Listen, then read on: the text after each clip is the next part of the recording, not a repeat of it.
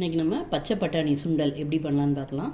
இது ஃப்ரோசன் பட்டாணி இல்லை, கடையில் இருக்கக்கூடிய காஞ்ச பட்டாணி தான். ஓவர் நைட் ஊற வச்சுருக்கேன். நல்லா வேக வச்சுட்டேன், தண்ணி ஊற்றி நல்லா வெந்தாச்சு. இப்போ சுண்டல் பண்ணலாம். ஒரு ஸ்பூன் எண்ணெய் விட்டுக்கலாம், ஒரு ஸ்பூன் உளுத்தம்பருப்பு, ஒரு ஸ்பூன் கடுகு போட்டுக்கலாம், ஒரு காஞ்ச மிளகாய் கிள்ளி போட்டுக்கலாம்,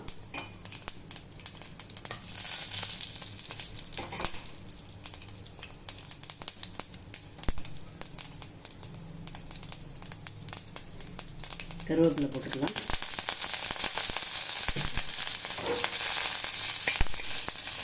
வேக வச்ச பட்டாணி போட்டுக்கலாம்,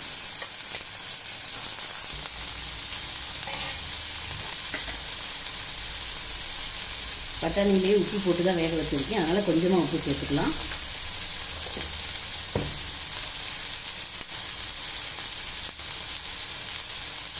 கடலைப்பருப்பு, தனியா, மிளகாய் வறுத்து பவுட்ரு பண்ணது ஒரு ஸ்பூன் போட்டுக்கலாம்.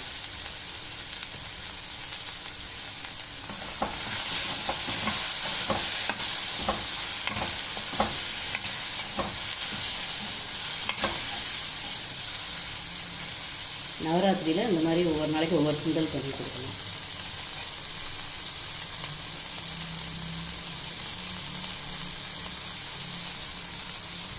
ரெண்டு ஸ்பூன் தேங்காய் துருவல் போட்டுக்கலாம்.